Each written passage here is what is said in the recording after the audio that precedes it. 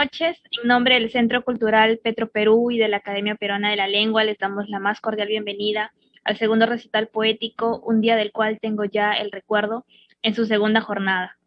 A continuación, doy pase a la presentación del doctor Marco Martos, presidente de la Academia Peruana de la Lengua. Saludos para todos. Les habla Marco Martos, presidente de la Academia Peruana de la Lengua, y les doy la bienvenida a este segundo recital del mes de abril que organizan la Academia Peruana de la Lengua y Petro Perú. En esta ocasión participan los siguientes poetas: Erika Aquino, Carlos López de Gregori, Alejandro Susti, Omar Aramayo, Luis Lahoz, Melissa Gessi. Erika Aquino es piurana, egresada de la Universidad Católica, es profesora y poeta. Carlos López de Gregori es poeta muy reconocido y profesor de la Universidad de Lima. Alejandro Susti es cuentista, poeta y también cantante. Él es también profesor de la Universidad de Lima. Omar Aramayo es un destacado poeta puneño que estudió en Arequipa, es autor también de novelas de mucho éxito. Luis Lahoz es poeta limeño de una destacada trayectoria literaria, y Melissa Gessi es sanmarquina, es arquitecta, pero ha estudiado maestría en escritura creativa en la Universidad de San Marcos y se ha graduado en esa especialidad. A todos ellos les doy la bienvenida y a los oyentes les deseo satisfacción en escuchar estos poemas que para mi gusto son magníficos. Muchísimas gracias a todos. Muchas gracias al doctor Marco Martos por sus palabras. El día de hoy nos acompañan los poetas Carlos López de Gregori, Alejandro Susti, Omar Aramayo, Luis Lahoz, Erika Aquino y Melissa Gessi. Me gustaría recordarles a los poetas que cada uno cuenta con 10 minutos personalmente para su participación. Asimismo, me gustaría proponer la siguiente pregunta para cada uno de ellos. ¿Qué referentes poéticos tienen al momento de la escritura de sus versos? Es por eso que vamos a iniciar el recital con Carlos López de Gregori, a quien presentaré. Carlos López de Gregori ha publicado libros de poesía, entre los que destacan Retratos de un caído resplandor en 2002, Una mesa en la espesura del bosque en 2010 y La espalda es frontera 2016. Sus poemarios son los capítulos de un único libro titulado Lejos de todas partes, que ha escrito a lo largo de 40 años y que fue publicado a finales del 2018. También ha publicado A mano umbría en 2019, un volumen de límites borrosos que reúne memoria, testimonios, poemas en prosa, componentes de ficción y ensayos. Su último libro es Los desvanecidos, en el 2022. Asimismo, ha participado en numerosos encuentros y festivales de poesía. Sus poemas figuran en diversas antologías peruanas y latinoamericanas. También ha publicado numerosos ensayos. Estimado, tiene la palabra. Muy buenas noches. Quiero agradecer a la Academia Peruana de la Lengua y al Centro Cultural de Petro Perú esta invitación y esta posibilidad de compartir mi escritura en este recital, ¿no? Que tiene un nombre muy sugerente, un verso de Vallejo, un día del cual tengo ya el recuerdo. Y creo que ese verso sirve de alguna manera para responder la pregunta. Es difícil tener un único referente. Creo que cualquier persona que escribe a partir de todo lo que ha leído, en mayor o menor medida, creando cercanías, distancias. Uno va moldeando, modulando, configurando su propia voz. Entonces uno escribe en realidad a partir de todas sus lecturas y obviamente también de lo que ha escrito previamente, ¿no? Yo lo único que podría decir es que empecé a escribir cuando estaba en quinto de secundaria en el colegio. Y los dos poetas que de alguna manera me abrieron el camino de la escritura en ese momento sin que fueran un referente directo o una influencia tampoco, fueron César Vallejo y Charles Baudelaire.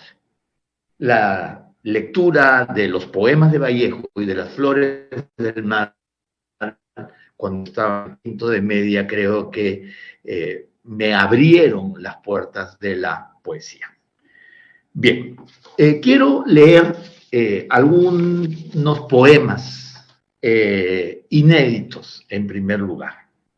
Voy a leer uno primero, inédito, que se llama Tiempos Galantes. Tiempos galantes.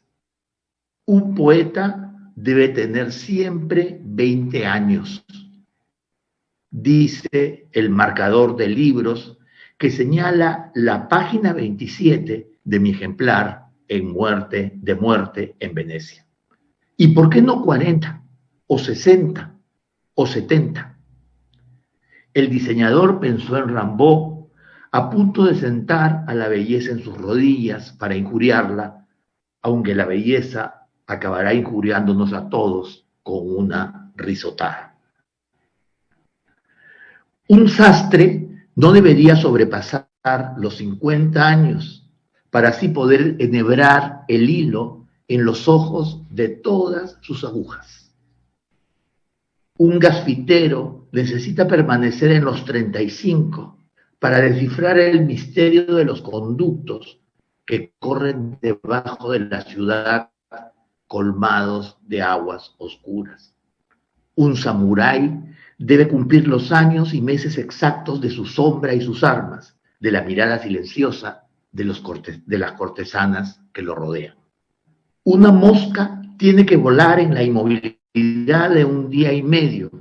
Un demonio precisa congelarse en el minuto exacto que engalana su perversidad. Un Big Bang requiere atravesar el espacio 13.800 millones de años y allí detenerse.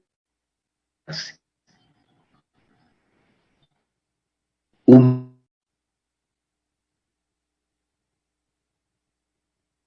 poema debe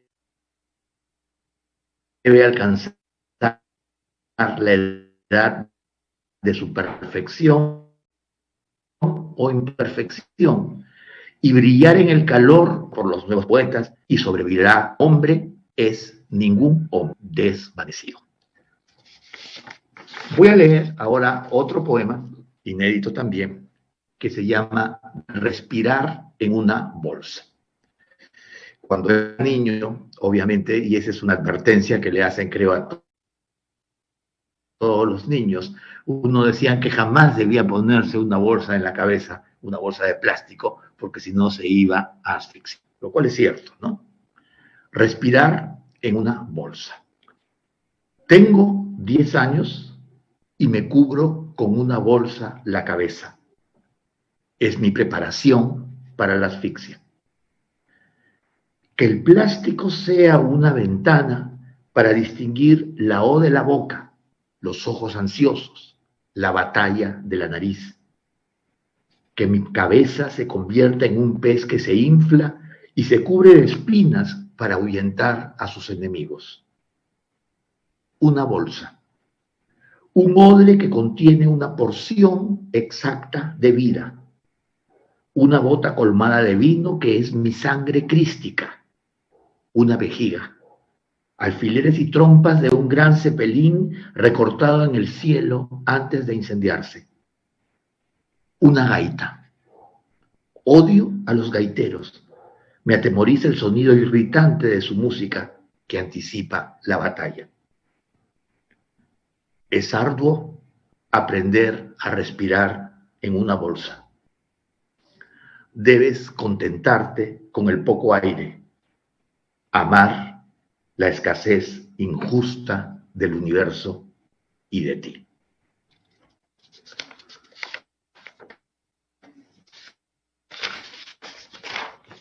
Voy a leer ahora. No sé si tengo tiempo todavía, no sé por cuántos minutos voy. ¿Hay tiempo? Voy a leer ahora entonces un poema también inédito que de alguna manera desarrolla un encuentro imaginario entre Clarice Lispector y Vincent Van Gogh. Clarice Lispector, por cierto, admiraba bastante a Vincent Van Gogh. El poema, el texto se llama Es allí a donde voy, que es el nombre de un cuento de Clarice Lispector. Es allí a donde voy. No encuentro a Vincent Van Gogh en ningún relato de Clarice Lispector, ni en su mano de garra, ni en el humo que escapa de su memoria dormida. El humo que sale de la boca de Clarice es amarillo porque fuma largos cigarros parecidos a pinceles que acompaña con vino y somníferos. No encuentro a Clarice Lispector en ninguna pintura de Van Gogh. No parece transformada en flor retorcida o en estrella de puntas y dientes. No importa. Clarice y Vincent se buscan aquí entre los cuervos y los objetos que huyen de su perspectiva. Viajan a Arles y pintan y escriben figuras sin sombra. Vengan, puedo ofrecerles esta superficie que huele a trementina, el cabello grasoso de Vincent, que huele a sudor y sangre pegosteada. Así olía Van Gogh la noche del 23 de diciembre de 1888, y el olor se coloreó, extendió sus tentáculos hasta un apartamento en Río. No sé cuál era el perfume de Clarice en 1966. Su aliento al despertar escapando por las narinas trémulas, como sucede en seco estudio de caballos. Vincent estaba a los pies de la cama, vuelto respiración o humo. Tomó un manto de cenizas para refugiarse en el relato Es allí a donde voy. En la apertura hay una oreja, y más allá de la oreja solo existe un sonido, la extremidad de la mirada, un aspecto. Yo era un intruso que recorría con ellos las habitaciones del departamento, inventaba las palabras ciegas en sus colores que no atinaban a decirse. Tirana magia. Cruentos y solitarios girasoles. Vincent fue Clarice en esa noche de las transmigraciones. Morir fue. Amar fue. Se acercaron desnudos, se mordieron, se fustigaron con pinceles, después abrazados bajo las sábanas, trataron de volverse una extremidad, un aspecto, una naturaleza viva que ama a una naturaleza muerta. Clarice se asoma a los ojos de Vincent, sabe que puede caer y no le importa. Vincent tiembla, le ofrece un pincel, la música más pura que ninguna oreja escuchó. Es allí a donde voy. Creo que se acabaron mis 10 minutos. Sí, muchísimas gracias por su participación. A Gracias continuación, a usted. daremos pase a Alejandro Susti, quien es doctor en literaturas hispánicas por la Universidad de Johns Hopkins. Ha publicado 7 poemarios, entre ellos Un reloj derramado en el desierto y 3 de narraciones, uno de ellos ganador del premio José Watanabe en 2019. Como investigador, es autor de 3 libros y coautor de 6 libros publicados por la Universidad de Lima. Como editor de la obra de Sebastián Salazar Bondy, ha publicado 6 volúmenes, entre ellos La ciudad como utopía. Actualmente ejerce la docencia en la Universidad de Lima y en la Pontificia Universidad Católica del Perú. Adelante, poeta. ¿Qué tal? Buenas noches. Bueno, voy a responder rápidamente la primera pregunta. Si es que se puede responder rápidamente esa pregunta, en realidad creo que no.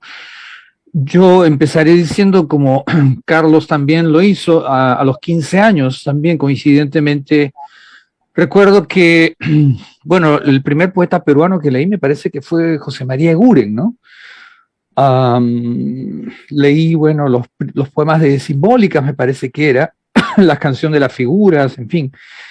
Más adelante leí a otros poetas peruanos, César Calvo, Juan Gonzalo Rose, en esas ediciones del INC, ¿no? De los años 70, y a Luis Hernández, en el año 78, de eso sí me acuerdo bien. Pero claro, digamos, ese es el punto de partida. Después de ello, pues mis influencias han variado enormemente, mis referentes también.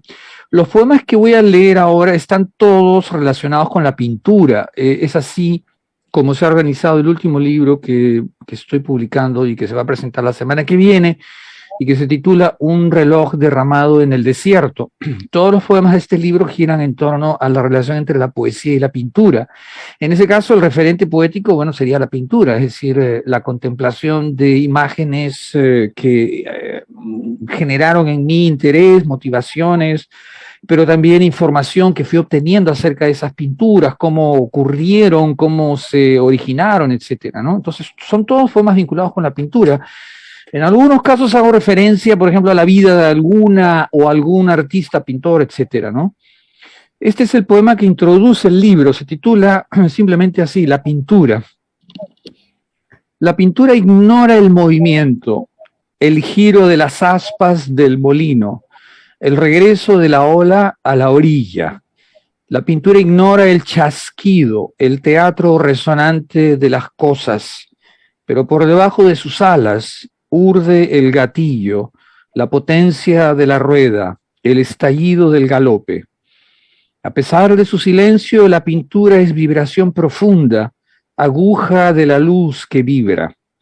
A pesar de su quietud, viento que despierta en la idea, árbol que inaugura la semilla, dedo que se alza en la bóveda del cielo. A pesar de la mirada, balsa silenciosa empujada por la huella del asombro. Bien, otro poema que también quería leer y que podría ser propicio en esta ocasión es un poema que dediqué a mi hija y a mi nieta. Este poema está también basado en una pintura, en este caso un pintor holandés que se apellidó Ter Borch, que es un pintor del siglo XVII, y esta pintura se titula Una mujer pela una manzana. La pintura es de 1661. En la pintura aparecen una madre y su niña, ¿no? Ellas son dos niñas en el fondo de mis ojos, habitantes ambas de la casa de mis días. Una pela una manzana, la otra vive en el asombro. La madre niña es mi hija y posa la mirada en la carne blanca que se abre en la curva comisura del vástago de la manzana, y así la roja cáscara cae en su regazo y lentamente descubre el velo blanco de su cuerpo, la tela blanca de la sábana que sacude la memoria, y el tiempo que antes reposaba en el acto se desnuda y retorna en su pequeña hija. Ella, la hija, con sus ojos mudos y perplejos contempla las manos de su madre, y en el cuarzo estrellado de sus ojos yo recuerdo a su madre preguntando a diestra y siniestra sobre mares, pulpos y muñecas, sirenas, ciervos y princesas, llevando ese sombrero viejo que ahora calza la pequeña, sombrero hecho para niñas preguntonas que no se satisfacen con saber que el mundo es una manzana roja cuya cáscara se curva con el tiempo al caer sobre el regazo de su madre. El tercer poema que voy a leer se titula La bordadora y está inspirado en una pintura de Vermeer, un pintor holandés del siglo XVII también. El cuadro es de 1669. La bordadora. Probablemente ustedes hayan visto esta pintura. Simplemente vemos a una muchacha bordando una tela, ¿no? La bordadora. La inescrutable delicadeza, la impenetrable intimidad de la muchacha, concentrada en la trama del hilo que borda la inaccesible esfera en que sus ojos se diluyen bajo la finísima gasa de la luz.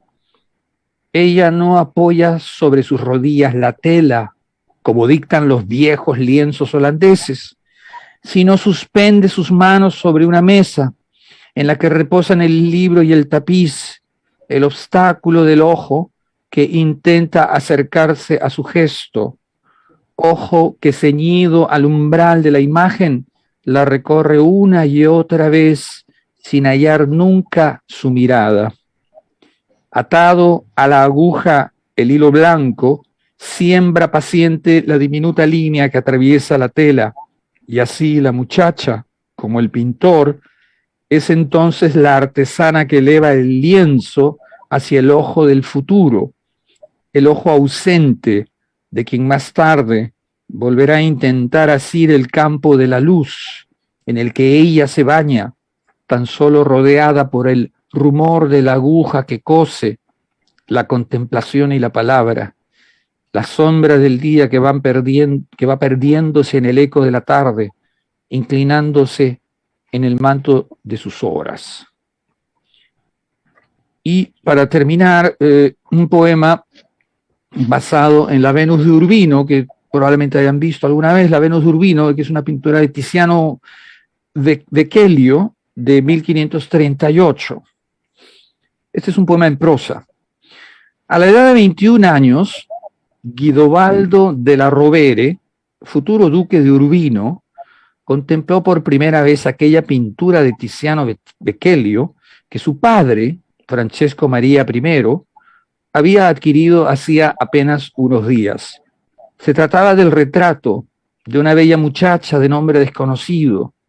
Pronto sabría que se trataba de una cortesana, vestida con un hermoso vestido y que posaba según las convenciones del género, de pie, en posición de 3/4 y en contraposto, con el brazo izquierdo recogido a la altura del torso. Impresionado, el muchacho encomendó al maestro pintar nuevamente a la cortesana, pero esta vez para su solitario placer. Tiziano aceptó el encargo y decidió hacerlo no a la manera de Giorgione, cuya célebre pintura él mismo había retocado al morir este, sino con la muchacha yaciente sobre un lecho y tras ella la sala de un lujoso palacio. Semanas después, Tiziano mostró a su cliente el fruto de su trabajo. No resulta difícil imaginar el gesto de satisfacción del futuro duque una vez que contempló la pintura. Bastará con decir que desde ese día la mirada y el gesto de la cortesana lo persiguieron por el resto de su vida, a él y también a su joven esposa, Giulia Varano, quien tuvo que soportar el gesto descarado de la muchacha hasta el día de su temprana muerte. Eso es, muchas gracias. La última pregunta. Sobre las estrategias creo que era, ¿no? Bueno. Podemos pasar un poco al final también. Eso lo dejamos para el final. Listo, muchas gracias. Genial, muchísimas gracias, estimado. Agradecemos al poeta Alejandro Susti. Asimismo, queremos felicitarlo por su reciente obra, Un reloj derramado en el desierto, a presentarse en Tierra Baldía. Auguramos los mejores éxitos para usted. Continuamos en esta jornada con Erika Aquino Ordinola, quien es magíster de literatura en la Pontificia Universidad Católica del Perú y ganadora del primer puesto en los Juegos Florales de Poesía Carlos Eduardo Sabella en 2009. Ha publicado crítica y creación en las revistas Plazuela Merino, Siete Vientos, La poesía no tiene sexo, Lucerna y Caleidoscopio. Ha participado en diversos recitales en las ciudades de Piura, Chiclayo, Chimbote, Trujillo, Lima y París. Publicó su primer poemario, Laberintos y Transfiguraciones, en el 2015. Adelante, poeta. Gracias. Disonancia de las frutas que entre la curiosidad y el miedo se han posado sobre la mano. Tiene un epígrafe de T.S. Eliot. Están sacudiendo los platos del desayuno en la cocina del sótano y a lo largo de los bordes pisoteados de la calle soy consciente de las húmedas almas de las amas de casa. En todas las estancias vimos acontecer los días sobre los cuerpos, sustituir la piel roja, verde, incolora, más próxima a la línea o al horizonte. Debajo de las hojas vimos el acontecimiento, la alteración de los huesos en la manzana, y nos tembló la hoja inclinada ligeramente hacia la tierra. La firme mordida nos rompió. Fuimos el eco del tejido, malvadas, quizá tercas, o tal vez tristes. Persistimos en la nimiedad del polvo, en las ventanas, y construimos la casa de las más inútiles trivialidades y por donde más se pudiera derrumbar. La grieta, la sustitución del color tallado en las quebraduras, la frágil columna. Dejamos de ser camaleón o manzana, hombre genérico o mujer concreta, y fuimos estremecimiento. Buenas noches, quiero agradecer la invitación y quería empezar con este poema porque justamente tiene un epígrafe de uno de los poetas estadounidenses que más me gustan y creo que es uno de los referentes y de paso de ese modo contesto la pregunta, ¿no? También me gusta mucho la poesía francesa, de hecho creo que el primer libro y el único que he publicado hasta el momento, que se publicó hace 5 años más o menos, tiene mucho de la poesía francesa. Me gusta Baudelaire, Mallarmé, ¿no? Y Rimbaud, sobre todo. Y bueno, básicamente estos son los poetas que más me gustan. En Latinoamérica me gusta muchísimo la poesía oscura de Pizarnik y creo que cada vez que la necesito vuelvo a ella, vuelvo a su poesía y a sus diarios, ¿no? Ahora quiero compartirles también, bueno, este poema es inédito, el que les acabo de leer, y está inspirado, pensado en estos, se me perdió el otro poema, un segundo, en estos momentos tan difíciles que estamos todavía pasando, pero creo que acabamos de pasar. De hecho, como a muchos de ustedes, a mí me tocó uno de los momentos más difíciles y creo que el 2020, el 2021 y ahora sigue siendo un momento difícil y más o menos pues ese momento difícil está plasmado también en escritura. Ahora quiero compartirles un poema, aquí está, ya lo encontré, que tiene por título El dolor es una mancha trastocada por el esfumato. No, empiezo.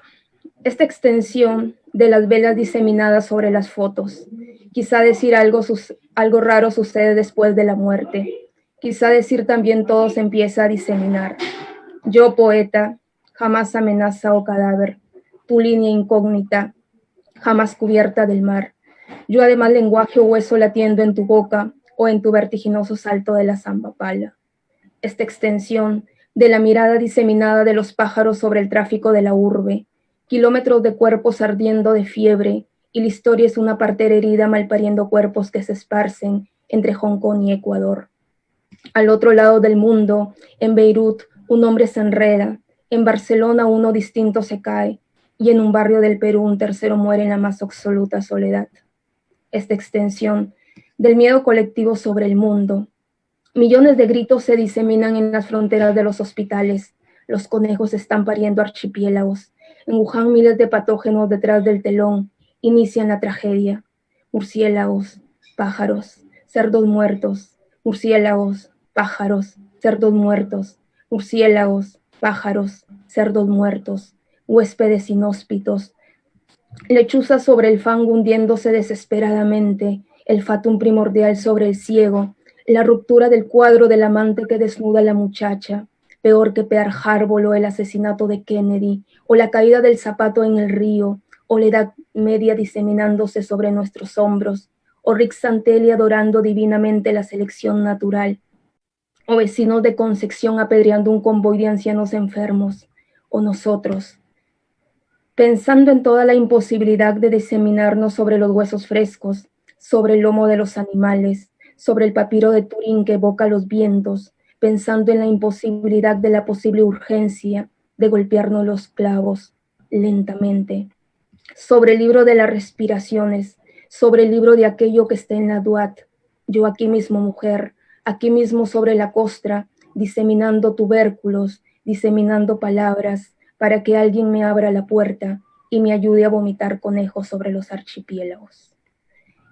Y bueno, quiero concluir con el primer poema del libro que publiqué, titulado Laberintos y Transfiguraciones. Y Bueno, vamos a ver qué tal, ¿no? Para abrir justamente con el poema que abre el libro. Una ciudad me abarca los ojos, me detengo, contemplo los autos.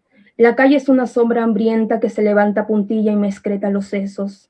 Un perro se suicida, me llevo el llantar a la boca, se transfiguran las horas, se desmigajan las casas, se desmenuzan los cielos. El mar recibe hongos como manchas cubistas. Una flor se asoma por la ventana. La luna camina triste con los hombres a cuestas. Amo el amor nocturno que se agiganta a cada paso de la náusea. Mi boca es un hallazgo desbordante de pulsiones y quebradas, hecha para el océano y para el nido de los pájaros tristes. La lluvia refleja la lluvia. En mi cabeza están naciendo hidras. ¿A quién cobijas sino a un pedazo de color estéril? Soy un tentáculo abrazándote las piernas. El tiempo ha caído al mar. Mi cama es un ovillo de cabellos cansados. De mi cabeza salen raíces hermosas. Soy campo. De mí crece hiedra púbica y de mi boca salen barcos de papel. Frente a los centauros del mar, mi piel resiste al silencio. Las olas golpean la tristeza de mi seno extirpado. Te miro, Brausen. Esta ciudad solivianta mis huesos y no tengo más amor que esta carne cayéndose a pedazos. Bueno, muchas gracias. Muchas gracias por su intervención. Seguimos con el recital.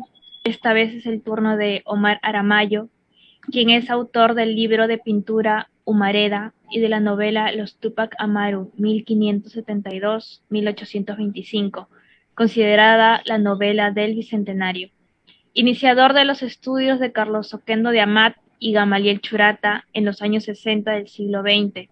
Doctor en literatura por la Universidad Nacional San Agustín de Arequipa. Estimado, tiene la palabra.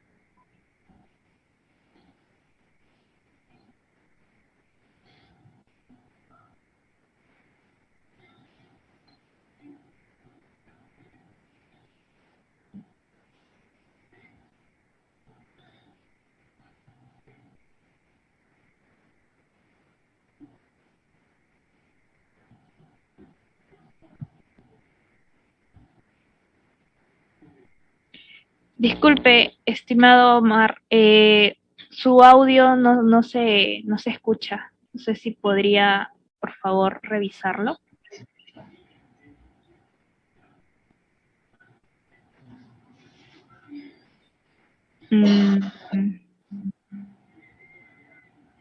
No se escucha.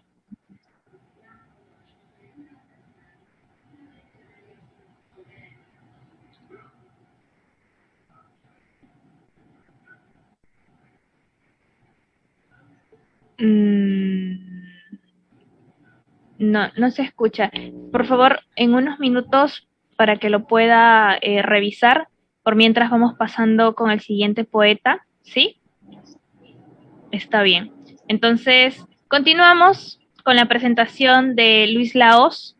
Luis Lahoz ha publicado los siguientes libros de poesía: Los poemas de Federico en 2003, Una flor amarilla en 2004, Geografía inútil en 2006, Cosa de nadie, 100 poemas en 2010, El sol entre las islas 2017, Poesía impura 2018. Asimismo, son suyas las antologías Vendrá la muerte y tendrá tus ojos, 33 poetas suicidas en 1989, 10 aves raras de la poesía peruana en 2007. Ha representado al Perú en importantes encuentros y festivales internacionales de poesía. Estimado poeta, tiene la palabra. Buenas noches con todos, colegas. Buenas noches y gracias a la Academia de Petro Perú por esta nueva oportunidad de estar con ustedes, de estar con la poesía. Respecto de la primera pregunta que se plantea, bueno, ¿qué cosa puedo decir? Puede decir un hombre como yo que ya tiene bastantes años y solo que he sido un lector desde muy jovencito y he sido un caminante desde muy jovencito. Y entonces, mis influencias son muchísimas. No podría, cuánto me costaría nombrar mis influencias, porque no sabría decir cuántas calles he caminado, cuántos aeropuertos he visitado y hoteles. Los libros y las calles son mis influencias. Y sin embargo, para iniciar esta lectura, voy a leer un pequeño texto que escribí a Vallejo, que dice: el poema, la poesía, tarea de lo mismo. Mis poemas, mi poesía, lo mismo, yo mismo. Ha sido, es larga la tarea para mañana. Voy a leerles algunos poemas de El sol frente a las islas. Poemas que siempre corren.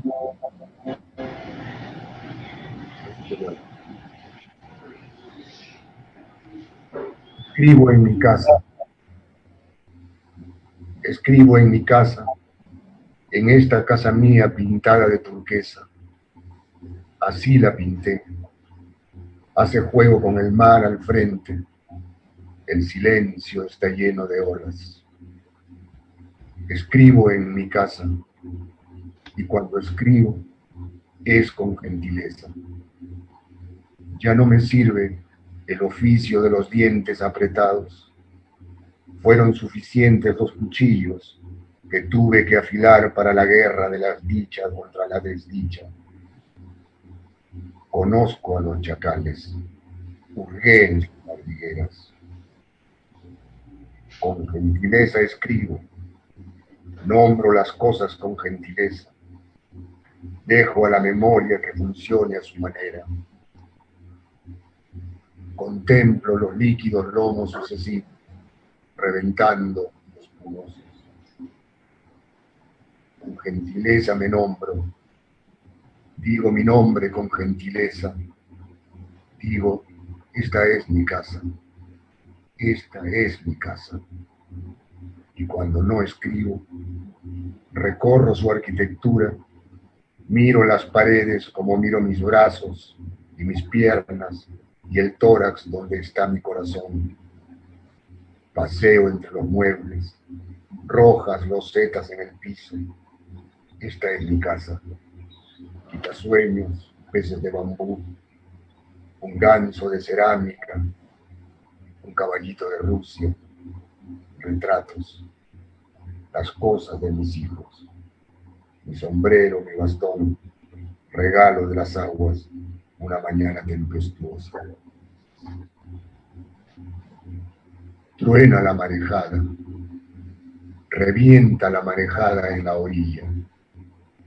Plumas, algas, basuras de plástico, un zapato negro escupe la marejada y de repente una rama, regalo de la marejada. Perfecta para un bastón, murmura el poeta, el largo preciso, la forma del temperamento. Esperar que seque, pulirla, darla. Habrá un bastón en la mano del poeta. Y recuerda el poeta lo que le dijera otro poeta, Juan Calzadilla, venezolano y sordo. Es bueno tener un bastón si te sorprende algún indisciplinado. Y el poeta observa el mango de su próximo bastón. Semeja una serpiente, la cabeza de una serpiente. ¿Quién le ha regalado la marejada? ¿Por qué una serpiente para su mano? Habitan serpientes en la mano de un poeta. Truena la marejada, vientos del sur, olas de guerra. Construí una jaula para atrapar palomas y atrapé palomas. Granos de arroz hacia una reja batiente, pabilo para cerrarla. escondido, los ojos de la maldad en mis ojos, la mano instantánea. Atrapé palomas, muchas palomas, sendero de arroz, trampa de arroz. Dentro de la jaula, estruendo, choque de alas, picotazos, 20 palomas, 30 palomas. Yo construí una jaula para atrapar palomas y atrapé palomas. A los 15 escapé de casa. Un muchacho siempre tiene razones para cometer cualquier pecado. Los míos los fui escribiendo en un libro grueso, de tapas duras, guardado en la mochila junto a 2 camisas, 2 calzoncillos, 2 pares de medias y una casaca contra las maldades del invierno, que no tiene maldades. Partí una mañana, sin culpa, sin identificación, sin fotografías. No tomé ni una moneda paternal. Carreteras, camiones, en las tolvas de los camiones, el aire a bocanadas, los días a bocanadas, lo mismo que a las noches, lo mismo que las noches, a bocanadas mía por fin la Vía Láctea. No recuerdo cuántos cometas me regalaron su instantánea compañía. Sí recuerdo una higuera pródiga de higos y de sombra. Allí descansé, suave la arena, fresco el destino hacia el sur, siempre hacia el sur, a mi derecha, playas infinitas, farallones de rocas negras, bahías, islas, olas sosegadas, broncas olas, triángulos de espumas, kilómetros de espumas, para los ojos ávidos del joven. 15 años yo, que no había leído On the Road de Jack Kerouac. Yo fui Jack Kerouac, reino de los ojos, rutas de los ojos, registro de los ojos. Cierta intuición política me dictó distancia. Solo tuve 2 amigos entrañables. Un viudo quiso casarme con su hija. Tenía un ranchito.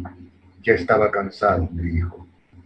Tengo buenas cabras, y patos, y gallinas, y el riachuelo, y ese maíz que usted ve, joven. Antes del amanecer, puse pies en polvorosa.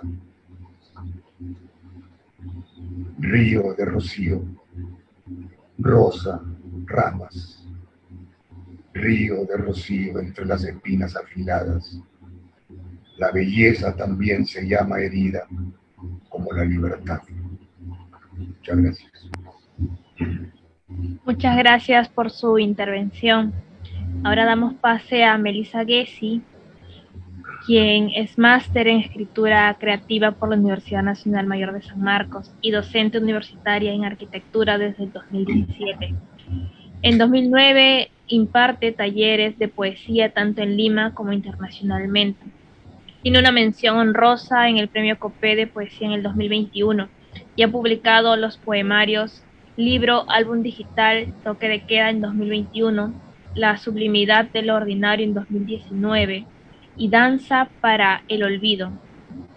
Es autora de la antología Voces para Lilith, literatura de temática lésbica en Sudamérica en 2011. Sus textos son parte de Antología de Poesía Iberoamericana Actual, Poesía Sudaca en 2018, 69 microrrelatos eróticos en 2016 y Poetas Peruanas de Antología en 2009. Es miembro del Pen Club International. Ha sido invitada a las ferias del libro de Guayaquil y La Paz. Estimada, tiene la palabra. Gracias, Denise. Gracias, poetas, amigos, amigas. Un placer, sobre todo al costado de Luis, gran amigo, mi padre, que en paz descanse, Luchito, qué hermoso, y Carlos, que me ha acompañado en la maestría, en una de esas noches hermosas, hermoso vernos aquí juntos.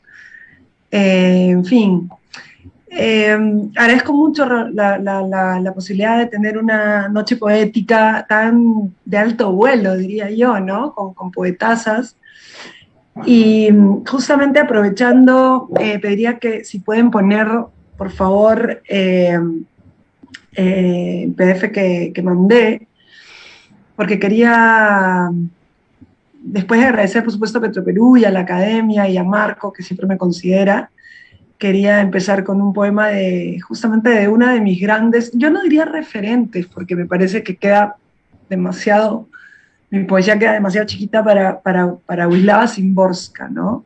Pero sí un poco la línea en la que ella va, cómo aborda su mirada de la vida, ¿no? A pesar de la crudeza que está contando, puede abordar de una manera tan fina y sutil que termina siendo como apacible, ¿no? Entonces, para mí Wisława es el top mundial, pero también he aprendido a amar a Chantal Maillard, por ejemplo, ¿no? Yo se las recomiendo muchísimo, es una mujer con una sutileza, con una crudeza también, un poco en la misma onda, pero con un manejo de lenguaje increíble. Y bueno, siempre voy a amar el trabajo de Olga Orozco y claro, siempre Blanca, ¿no? Blanca siempre será un referente a quien vuelvo. He mencionado hasta el momento mujeres, he leído muchísimas mujeres, pero creo que estas son como para mí las 4 maestras de mi vida. Pero también debo reconocer que en la maestría conocí a Juan Luis Martínez, un chileno extraordinario, lo conocí poéticamente, evidentemente, extraordinario, que fue como el que me volteó la tortilla sobre lo que significa escribir, ¿no? Pero bueno, volví a lo mío, volví a una misma voz, ¿no? Entonces sí que son como impulsadores del trabajo poético y del proceso creativo. Sin ellas yo diría que no podría entender la poesía, ¿no? Entonces, si me hacen el favor de poner el PDF que envié, sería genial para compartirles. Inicialmente es un poemario que publiqué el 2021, pero que escribí en el 2020 en plena cuarentena, se llama Toque de Queda. Y este poemario, bueno, yo lo voy a publicar ya muy pronto a nivel, en formato físico, pero se publicó en formato digital, y de hecho nunca lo presenté más que en formato digital y virtualmente, ¿no? Entonces, luego de la cuarentena lo comencé a trabajar y conseguí, se me ocurrió en esta necesidad mía siempre de variar un poco en el formato poético, decidí entregarle el poemario a amigos y amigas mías que hacen escultura, cerámica, pintura, fotos, ¿no? Y terminó siendo algo muy bonito porque eligieron, como 14 artistas eligieron, ¿no? Cada uno un poema que les gustó y terminaron haciendo obras de arte a partir de esa poesía, ¿no? Entonces me sentía halagadísima, así es que, bueno, esta parte del recital pequeñito, solamente he elegido 5 diapositivas, van a hacer como un agradecimiento para ellos, ¿no? Ellas. ¿Lo podemos proyectar, por favor?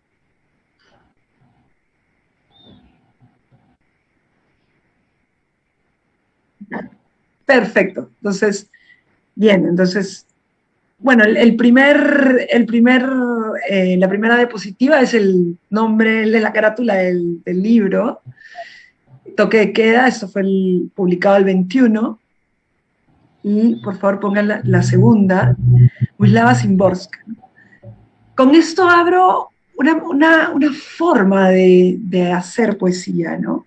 Que es bailar en la desgracia, en el dolor, ¿no? Que es un poco como casi me manejo con la vida, ¿no? Aceptando que el dolor es parte de este baile, ¿no? Sintámonos huéspedes de este refugio, distinguidos y extraordinarios, bailemos al son de la banda local y hagamos como si este fuera el baile de los bailes. Wisława Szymborska, maestra. Y como les comentaba, los poemas van acompañados de una suerte de imágenes, son fotos que hicieran algunos artistas, esculturas, en fin, ¿no? Este es el poema 1, de toque de queda solo voy a leer 5, son micropoemas. El libro es un conjunto de 49 micropoemas. 1. Destina la escritura a este espacio de creación urgente. El animal que me habita ha usurpado la casa, ríe. Ama que el resto de su prole esté ahora libre en las calles. Me susurra al oído.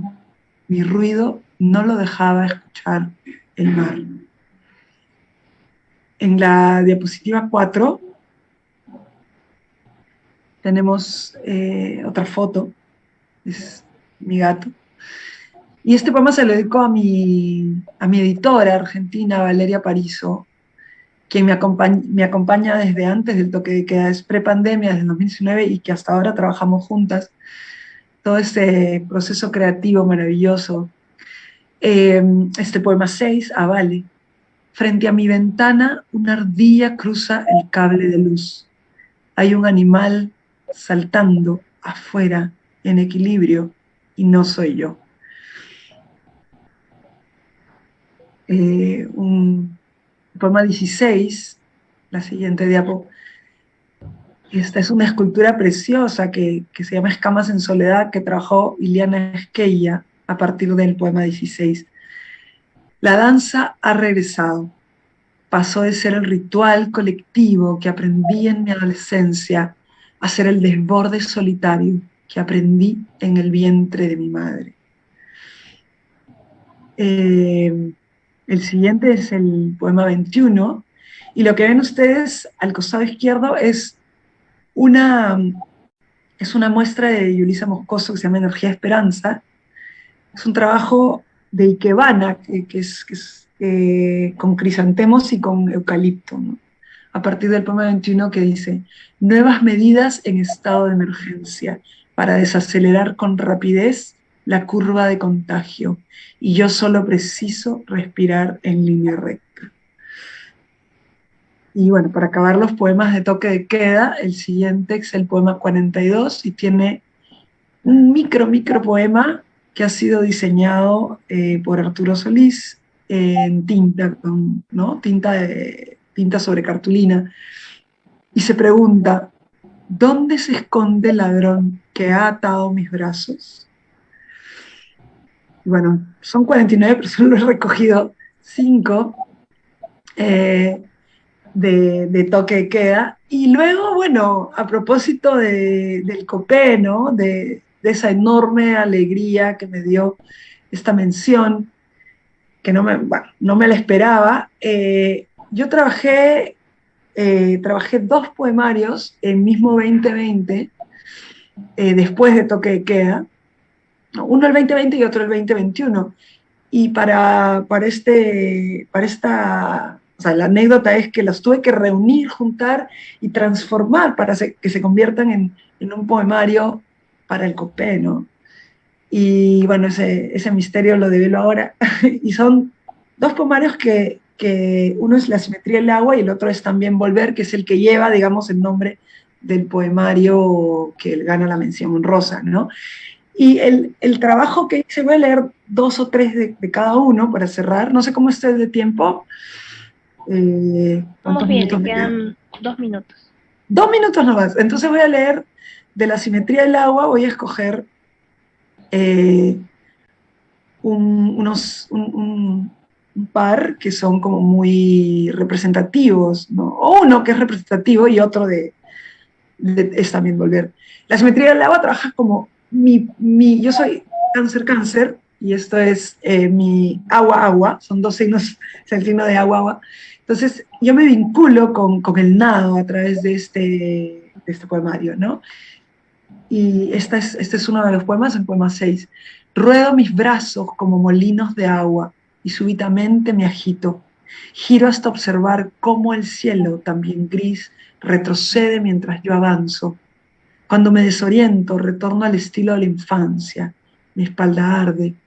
Me avergüenzo, aleteo y me hundo al ras del suelo. Irrumpo en la masa turbia guiada por las marcas negras que el fondo revela. Respiro, braceo, respiro. Y del poemario Es también volver, para cerrar, que tiene también que ver con mis ancestras. Esto se lo dedico a mi ancestra María Luisa, que también era poeta. Para redimir los pecados, María Luisa escribía cuando cocinaba. En las ollas los ingredientes rimaban con el fuego, las cucharas se deleitaban con sus pausas y las verduras retardaban su cocción para escucharla. La noche así sobre el desborde, palabras como cardamomo multiplicaban el sabor, la métrica de la memoria, no sobraban sílabas ni sal. Las tildes eran parte de la sobremesa y el banquete quedaba servido en su escritorio sin llegar nunca a otros comensales. Muchas gracias. Muchas gracias por su intervención. Quisiera saber si el poeta Omar Aramayo ya está... Sí, estoy aquí. No sé si me escuchan. Sí, se puede escuchar, perfecto. Muchas Encantado. gracias. Entonces, lo vuelvo a presentar, sí, para que usted inicie con su recital. Como conocemos, Omar Aramayo es autor del libro de pintura Humareda y de la novela Los Tupac Amaru 1572-1825, considerada la novela del Bicentenario, iniciador de los estudios de Carlos Oquendo de Amat y Gamaliel Churata en los años 60 del siglo XX, doctor en literatura por la Universidad Nacional San Agustín de Arequipa. Ahora sí, estimado, tiene la palabra. Gracias, estimada, muy amable.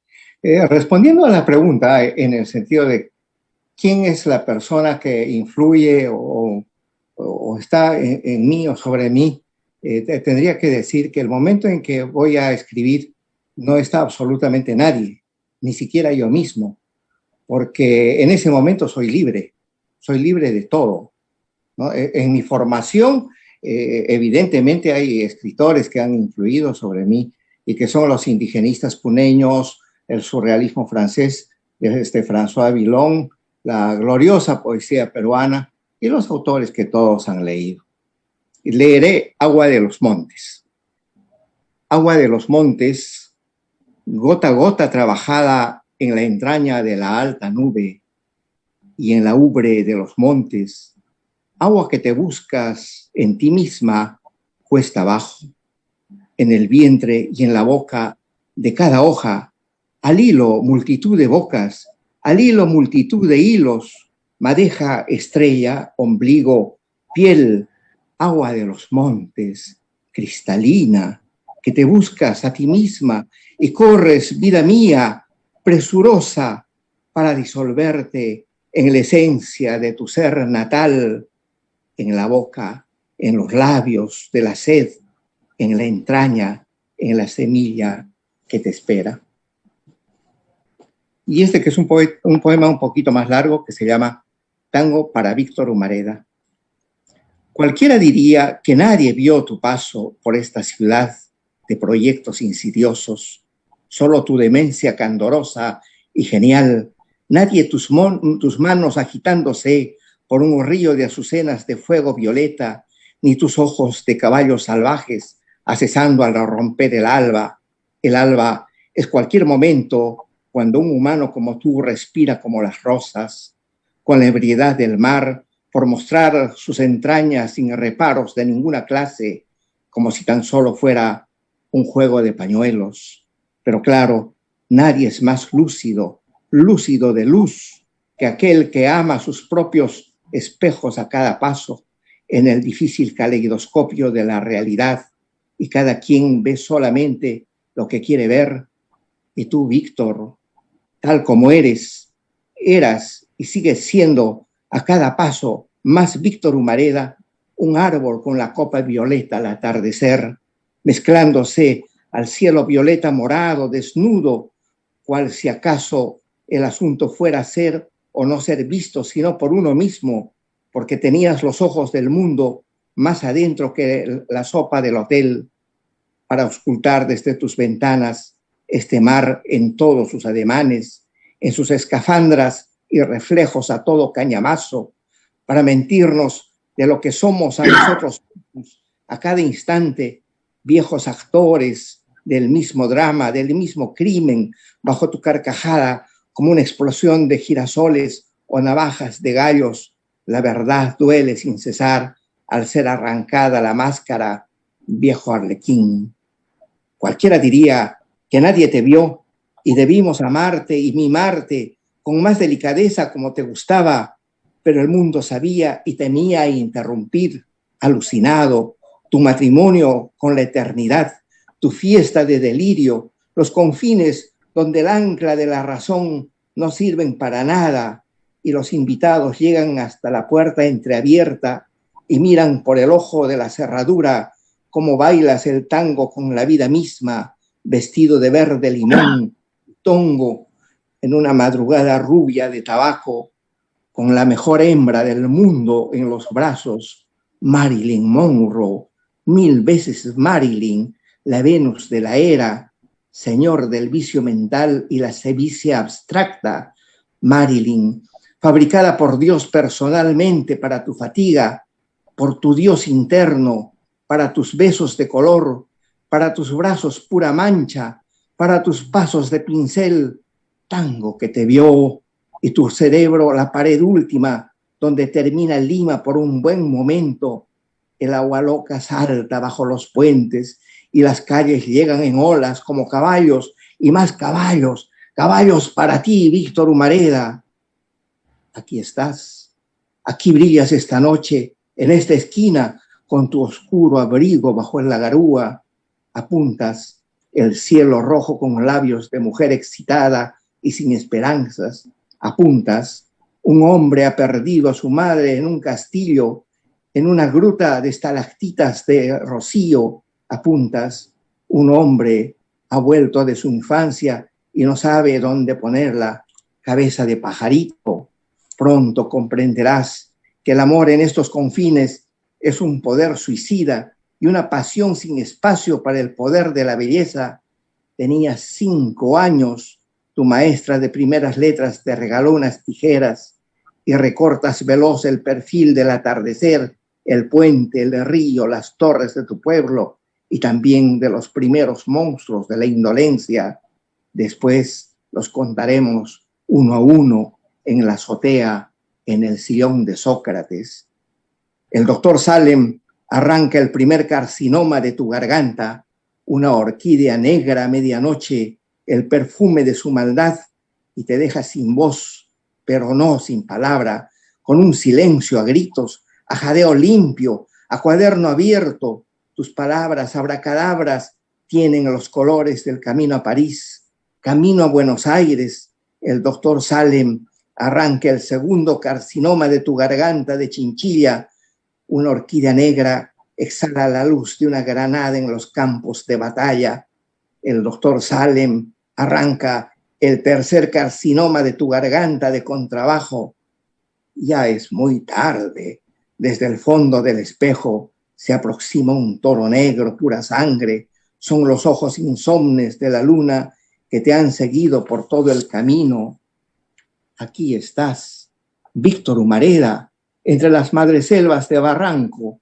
Cuentas las sílabas de un viejo bandoneón y en la madrugada densa y turbia, suave se desliza la barcarola de tus pasos ensayados de por siempre.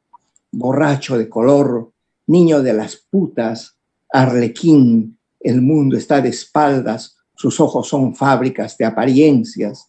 Aún puedes detener el tiempo para recordar. En el arte y en la vida, la realidad es la sirvienta de la fantasía y no al revés. Nada es al revés, ni siquiera la muerte. Torero, torero de la puna brava, el pincel es la prolongación temblorosa de la mano. Polen y estambre, tómalo por el extremo y vibra como eres cuando eres.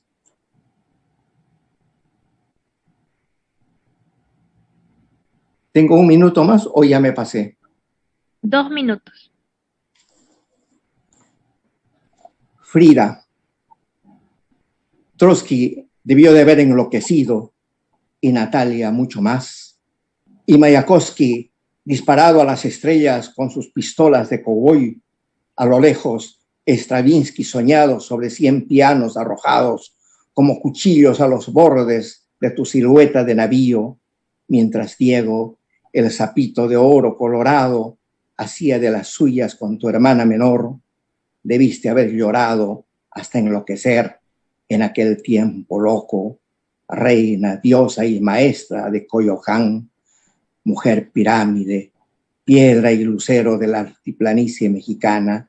Para ti se abre el horizonte cubierto de rocío, de vino de peyote, bajo el cielo del fin del mundo.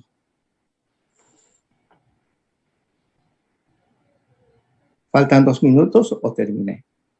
Ya, ahí se cumplieron los 2 minutos que le mencionaba. Muchísimas gracias por su participación a cada uno de los invitados. Me gustaría poder cerrar este bloque con la siguiente pregunta para cada uno. ¿Cuáles son las estrategias que realizan para su proceso de escritura poética? ¿Existe un diálogo con la sociedad o es una práctica hermética? Me gustaría iniciar con Carlos López de Gregori, con su respuesta. Bien, creo que también es una respuesta muy, muy complicada y muy difícil, porque cada poema, cada texto exige estrategias distintas, ¿no? Yo creo que fundamentalmente uno escribe para uno. Uno no piensa, digamos, en el destino del futuro, en el destino futuro del poema o en el diálogo que, digamos, se establece con la colectividad en ese momento, aunque tarde o temprano va a hacerlo, porque el destino de cualquier poema en realidad es llegar al otro, ¿no? En algún momento. Pero creo que no tendría una respuesta exacta, ¿no? Para esta pregunta. Que cada uno encuentre su propio camino, se olvide de todo lo que le dicen y se enfrente a sí mismo y al lenguaje. Perfecto, muchísimas gracias. Poeta Alejandro Susti, ¿qué opina usted al respecto? Parece una pregunta hecha por una periodista. Miren, sí, en cierto sentido, pienso como piensa Carlos, ¿no? En realidad el diálogo del poeta es más con el lenguaje, ¿no? Que con un sujeto imaginario que está colocado al otro lado de la comunicación, ¿no? Y además hay como una voz interna que se levanta, ¿no? Cuando uno escribe el poema, una voz interna que, bueno, aparece de vez en cuando, ¿no? Una voz interna a la que no sé, no llamamos, que viene ella sola, ¿no? No sé si caminando o de qué manera, pero de pronto se hace ahí presente, ¿no? Es imprevisible, impredecible, y esa voz asume el lenguaje y a través del lenguaje no sé, es un poco difícil explicarlo, al menos es lo que me ocurre, y esa voz es la que va articulando, ¿no? Los sonidos, la música de las palabras, y que va de alguna manera tejiendo hilos entre el significado de las palabras, ¿no? Ese es un proceso que no obedece tampoco, no sé, en parte obedece a la voluntad humana, pero por otro lado, a veces también resulta involuntario, ¿no? Lo asocio también con la música. Yo también compongo música, hago canciones y muchas veces la canción, como el poema, nace de algo que está muy hondo, adentro de un pozo de agua, escondido al fondo de ese pozo de agua. Uno no sabe en realidad cuándo el pozo se va a llenar, cuándo el pozo sea vaciado, ¿no? Y creo que eso es lo interesante. Ahí está el misterio también, ¿no? De la música y de la creación en general, ¿no? Eso nada más. Perfecto, muchísimas gracias. Doctor Omar Aramayo, ¿cuál es su opinión respecto a esta pregunta? ¿Cuáles son las estrategias que realiza usted en su proceso de escritura poética? Si pudiese, por favor, colocar el audio del otro dispositivo.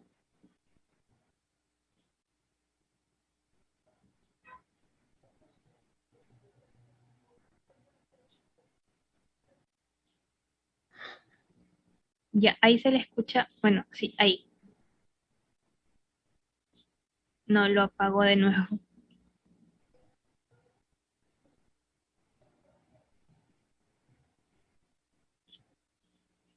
Bueno, arreglando entonces los problemas técnicos, pasamos con Luis Laos. ¿Cuál es su opinión respecto? Aquí estoy por si acaso. Ah, ya, perfecto, entonces. Me permito Mar, enviarle un fuerte abrazo a Lucho Laos, es mi amigo de hace muchísimos años y sus poemas me encantan. Y también a todos ustedes, evidentemente. Como decía, mi estrategia es no tener estrategias. Yo no soy un arquitecto, no soy un ingeniero, no soy un politólogo, no escribo por encargo, nadie me califica, ¿no? Tal vez mis amigos me califican, pero al final, cuando el poema se ha publicado 2 o 3 veces, y entonces el poema tiene recepción o no. Uno escribe lo que le dicta su ser. Uno escribe esperando el momento, ¿no? Para mí, la clave es el momento, es el instante. El instante en que se te viene un primer verso, o se te vienen todos los versos y tienes que escribirlos rápidamente, ¿no? Es un contacto del ser con el tiempo.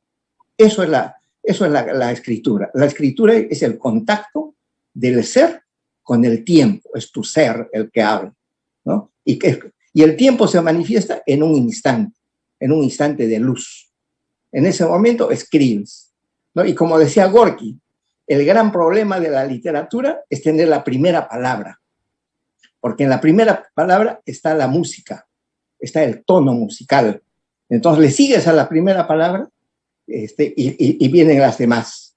Como los pintores. Los pintores abstractos ponen una mancha o ponen una figura geométrica y después por composición se va armando el cuadro. Pero en la poesía no. Muchas veces vienen poemas completos, ¿no?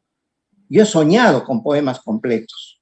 A veces los recuerdo y a veces simplemente quedan en la memoria, en la fantasía de haber soñado un poema completo. Pero yo tengo poemas escritos que son producto del sueño, ¿no? De lo que he soñado, son poemas soñados. El verdadero poeta no tiene compromiso con nadie, excepto hacer uno mismo, ¿no? Ni siquiera con su mamá, porque de pronto la mamá le dice, mira, tu poema, hijito, me parece que debes de hacer un barquito de papel y soltarlo al río de la lluvia cuando llueve. Creo eso, pero puedo estar absolutamente equivocado. Genial, muchísimas gracias por su respuesta. Me gustaría conocer ahora la opinión de Luis Laos respecto a este tema. Bueno, yo estoy muy de acuerdo con el querido Omar. El momento de la escritura es el momento de la libertad.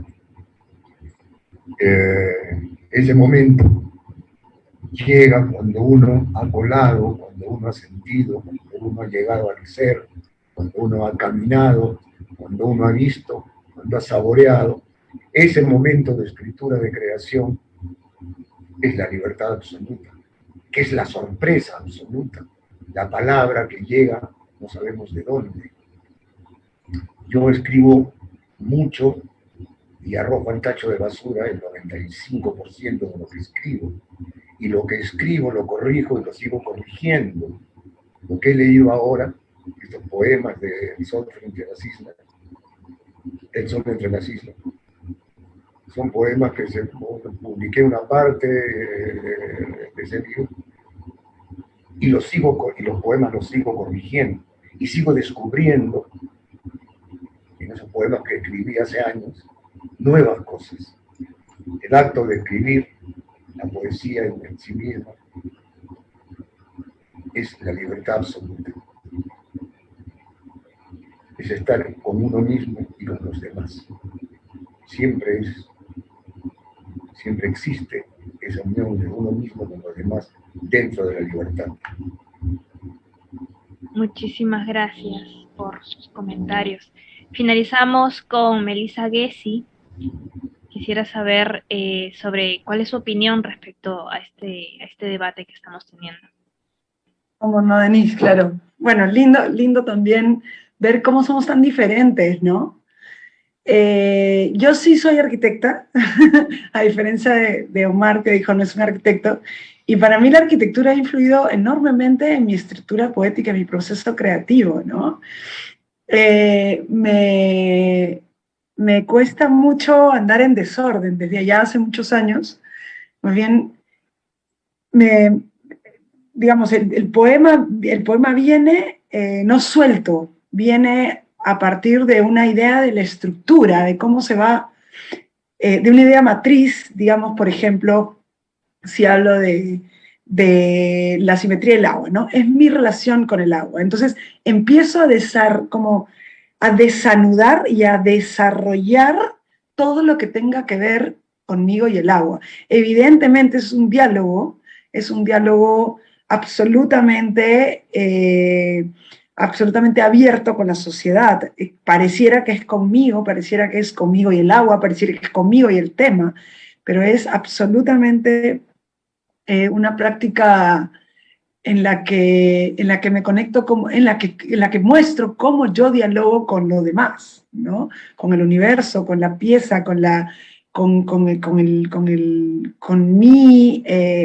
amor, con el desamor, con aquello que me sostiene, que es la gente, el mundo, el ser, ¿no? Y es inevitable, o sea, yo hace 2 años tengo una editora, y es inevitable agradecer tanto el trabajo de tener a una persona que ve lo que tú no ves, ¿no? Que lo que de repente para Omar, para Lucho, llega la libertad y llega el asombro y llega y escribe, y luego hay un trabajo enorme detrás, que es el trabajo del cuidado poético, del cuidado de cada verso,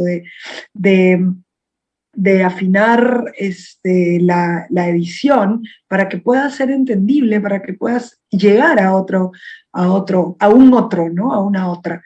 Entonces, para mí es un trabajo de sentarse a dialogar con lo que tienes ahí adentro y botarlo, ¿no? No es un trabajo de emoción, es un trabajo de sentarme a trabajar, ¿no? Y a veces hastía, pero sé que es mi vida, entonces no voy a evitar sentarme y ahí llegue el asombro, ¿no? Cuando ya te sientas y de pronto viene un fuego inmenso que significa está llegando el poema por fin, ¿no? Que por supuesto luego, como dice Lucho, del 95% descartarlo, ¿no? Quizá yo no llego al 95%, no me puedo dar ese lujo, pero es una chamba muy bonita.